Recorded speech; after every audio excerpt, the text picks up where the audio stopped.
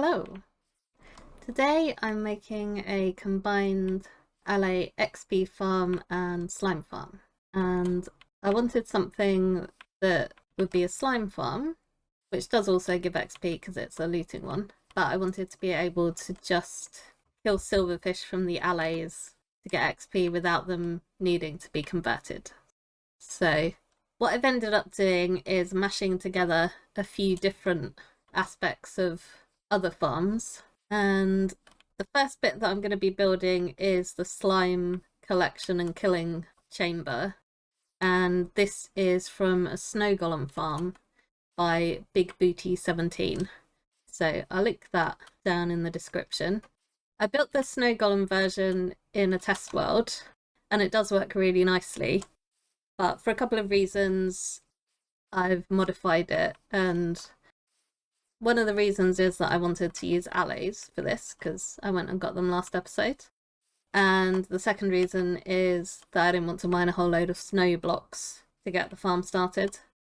So I've just taken the collection system because I think it works really nicely, and I'm combining that with some other bits of farms. This is where the slimes will fall down, and they'll get pushed along by this water stream into the scaffolding, where they'll rise up and get trapped underneath the slabs, where they'll wait for me to kill them. So this should be the right height now for my iron golem chamber. Yep, that's right. Okay. So next up is a way to get the slimes to come into the drop tube, because in the original version there's water streams coming down where the golems die and the slimes spawn, and I tried to replicate that but it didn't work out very well. So instead what I'm going for is a iron golem here, which lures the slimes to attack it just by existing, so they'll bounce over here and fall in the hole. Bring enough iron either. That's how you make a snow golem, not an iron golem.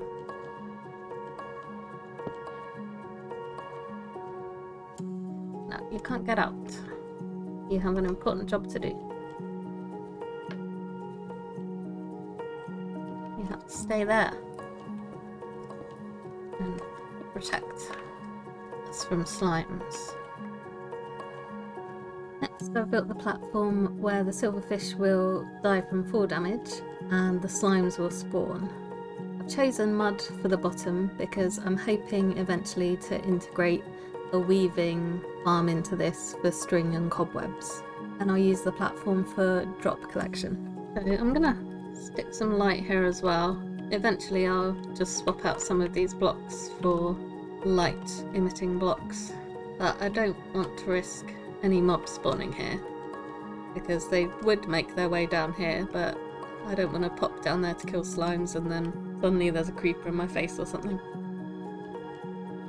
So the next step is the drop tube, and the design for this is from the Raiseworks slime farm, and I'm just going to build it a couple of blocks longer because I want to make sure that I've got some room for putting in my weaving farm if I work out how to do that. So the bits that I'm taking from the Raisework farm are the drop tube and the timer for splashing oozing potions. What I want to do here is a spiral of blue and green glass.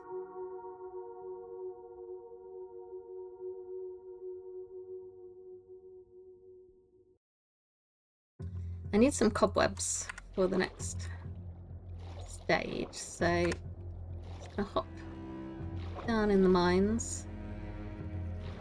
Got one over there already, so I can just go and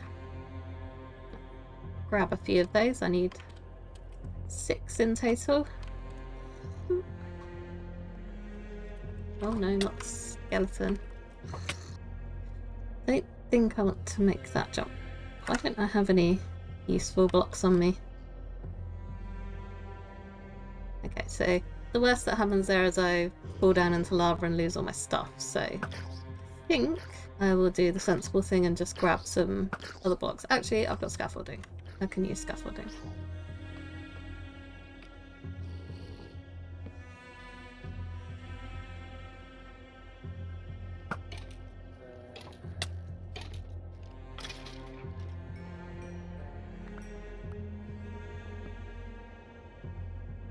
Keep an eye out for creepers up above. And I need my shears. Oh, bravo. Could have been bad, but I got lucky. We just disable this spawner, and then I can gather all the ones that I need from here and a few extra.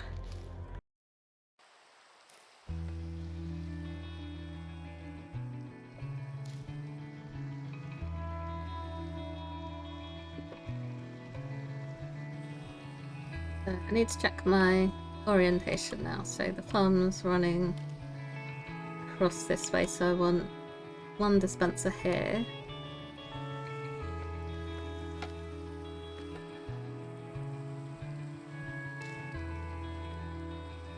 Facing in. And then a second dispenser on this side. Also facing in.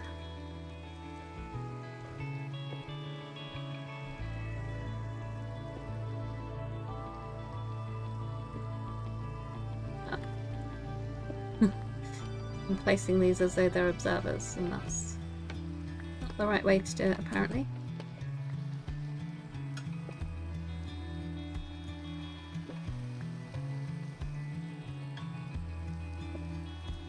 So this is going to be one for the oozing patients to turn the silverfish into slime, and then one eventually for weaving if I ever work out how to do that part.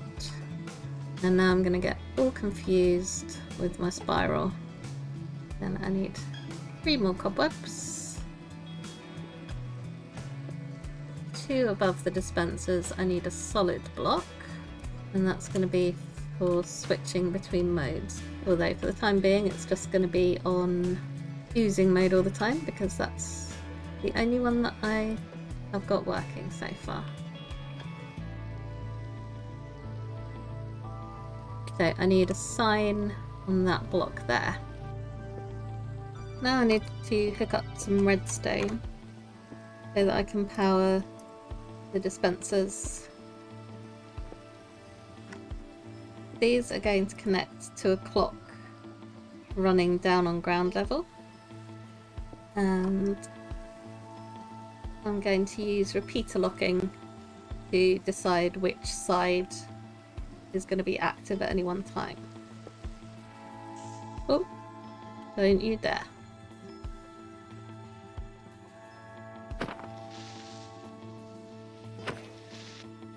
So I'm going to use scaffolding to send a signal from down on the ground up to the dispensers. And this serves 2 functions. One, it makes it easy to turn the potion dispensing on and off, and at some point I'd like that to be done automatically, but I don't quite know how I'm going to do that yet. And the second benefit is that it gives me a way up and down to the farm, so that it's easier to restock the potions when I need to. So this observer will monitor whether this scaffolding stack is supported by the trapdoor or not.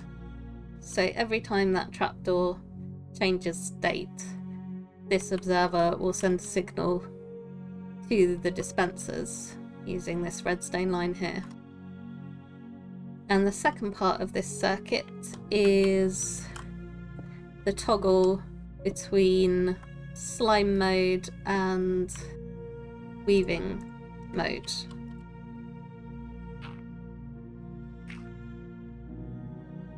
So that is just a simple little switch.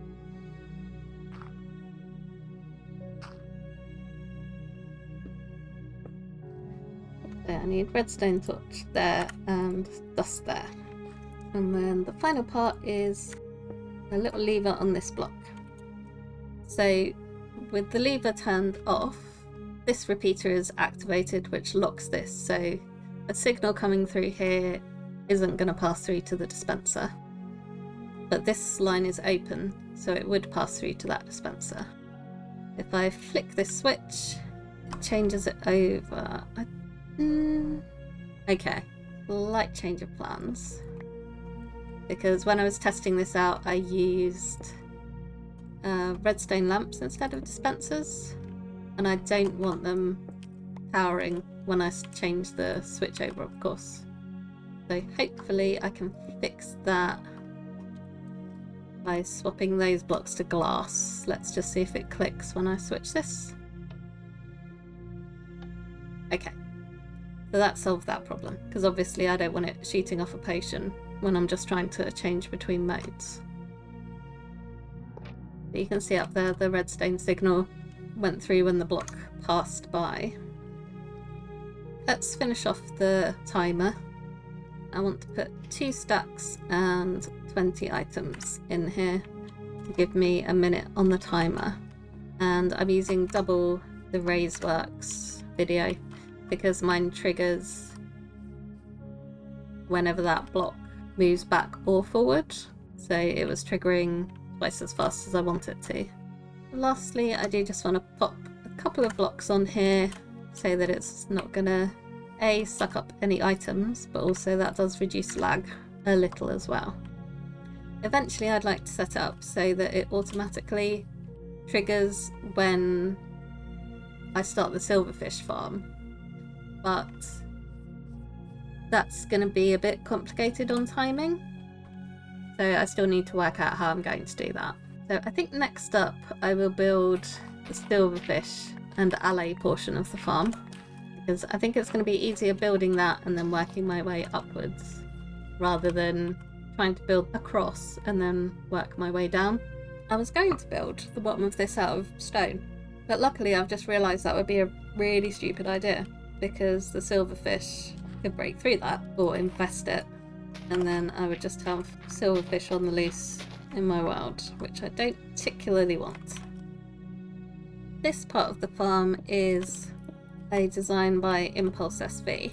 I can't find the episode where he actually built the design. I can only find an episode where he's talking about it after the fact, so I'm going to link to that because it is quite simple and it should be something that you can just make by looking at how the blocks are laid out. The tricky part of this build is actually getting the allays in place, so that's the bit that I'm not looking forward to. So quite an important step is duplicating these allays. So I got my music disc. Now I just need to give them a shard.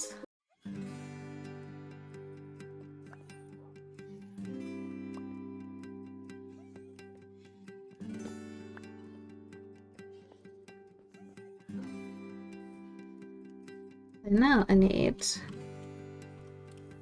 these guys to come with me. Pick up this stray one. That's going to lead the boat if I do it like that. Okay, come on. Up.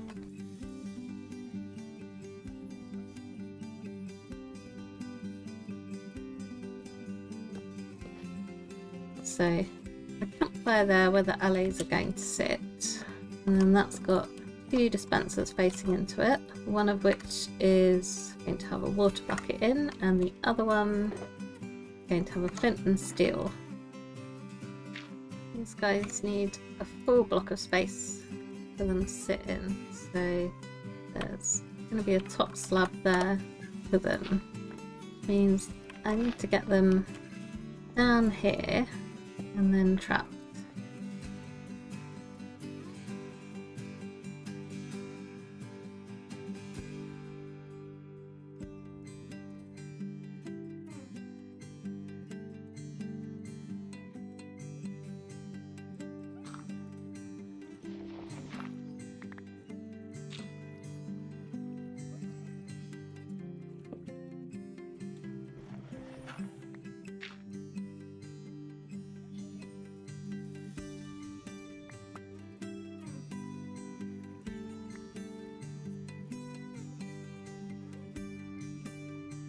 Okay, those 3 should be stuck in there now.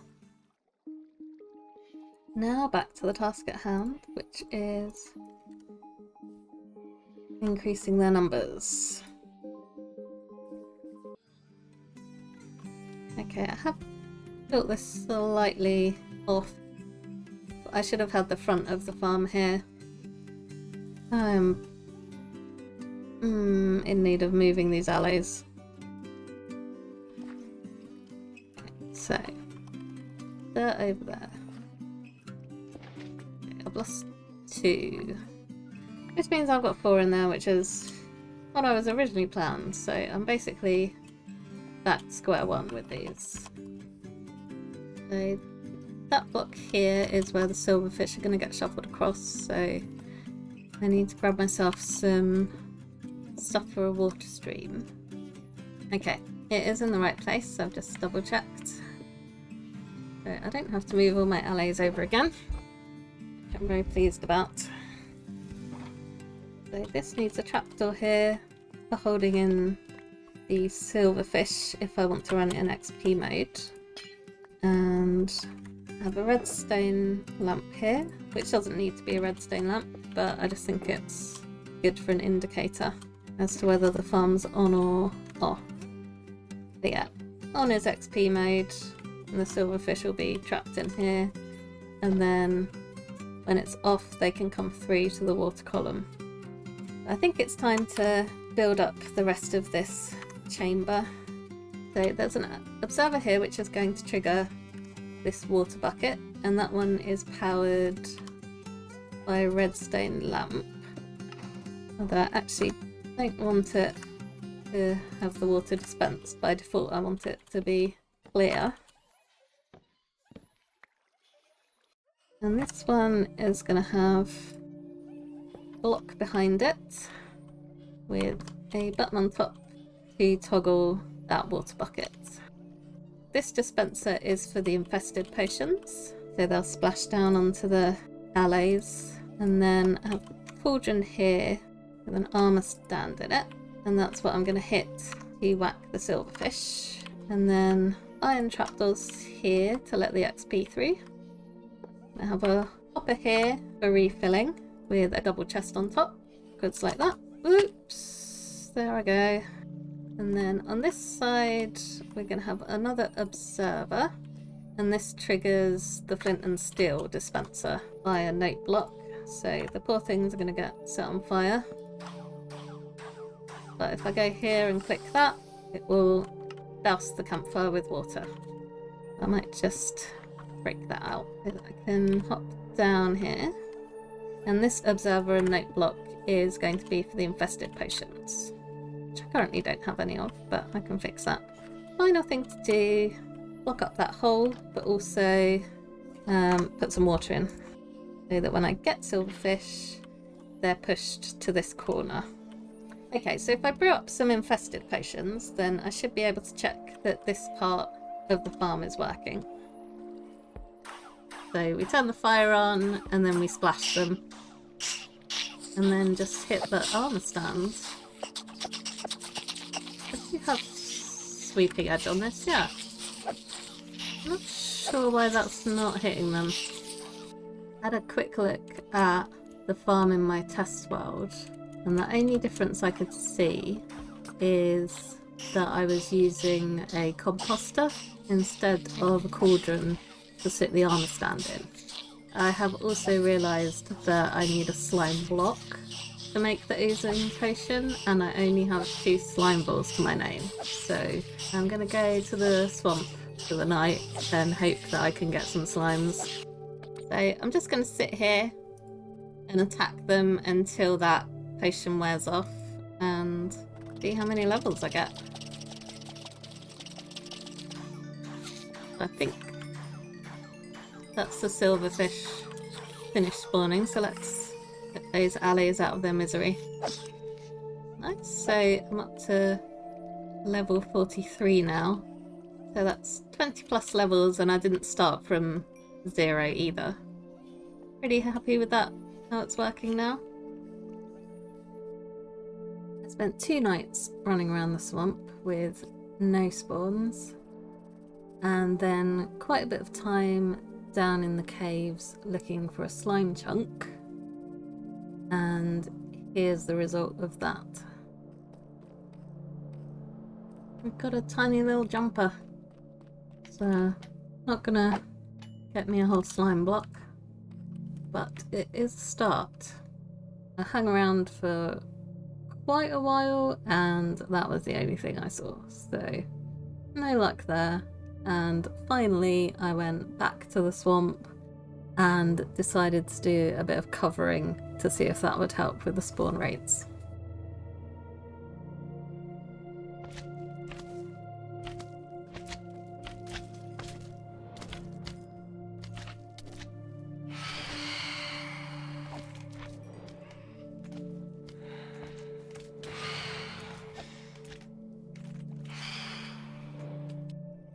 So I finally killed enough slime to make some slime blocks, which means I can do my potion. I still need to finish building the drop sheet though, so not quite ready yet. Did a little test in creative, and I think I'm going to do the spiral with bands 4 high instead.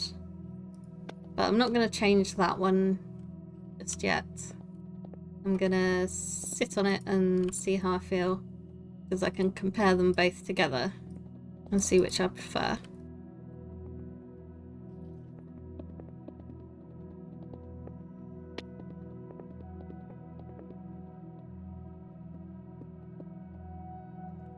So I'll block this part off once I've done the water stream. And before I do that, I can put my oozing potions in the dispenser so that they're ready to go. So I need to turn this into water sources. I brought a bit of kelp and some bone meal to help me do that. Oh, breaking more than intended.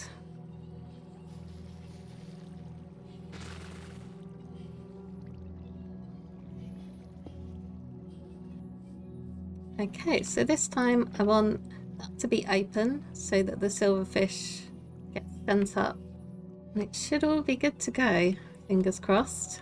So we like that, hit them with the infested potion, and then silverfish make their way up here.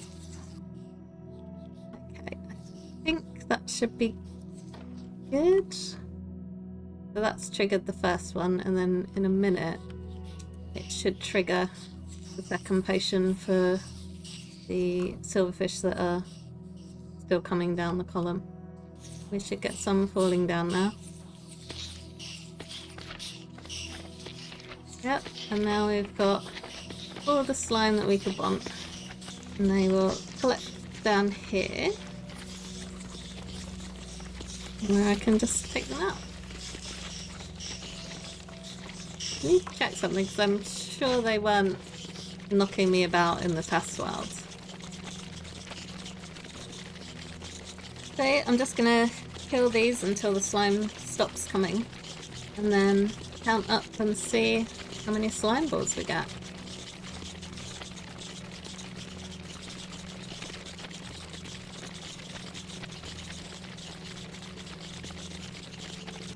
Okay, that's all the slime, so this infested potion's run out, so we can turn that off.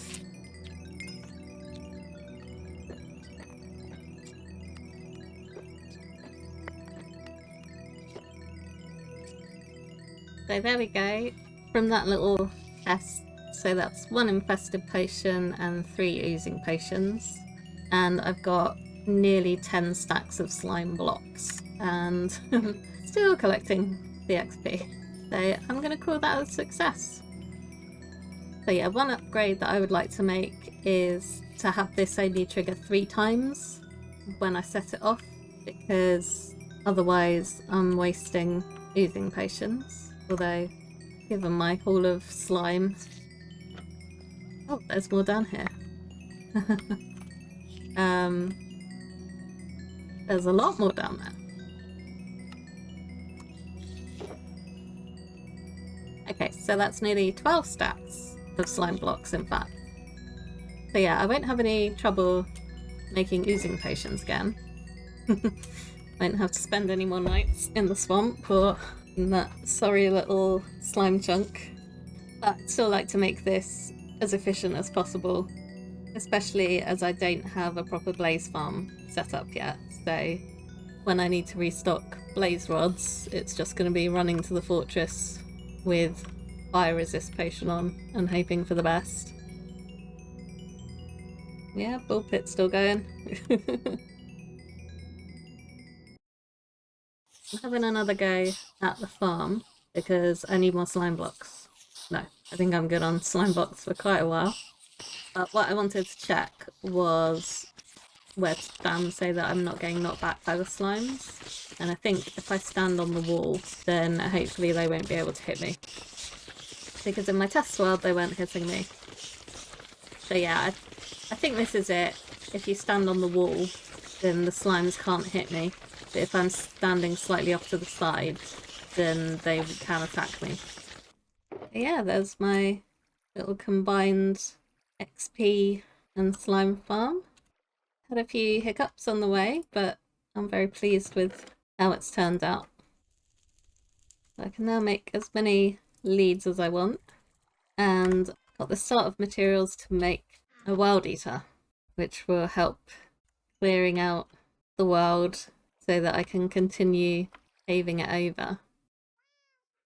So I can definitely tick both of these off the list. And I think next episode is going to be some work in the nether, and I don't know if that's going to be the gunpowder farm or the gold farm. It really depends on how much obsidian I need for the gunpowder farm. If I need a lot of obsidian, then I'll build the gold farm first, but otherwise I'll jump straight to the gunpowder farm so that I can start blowing things up.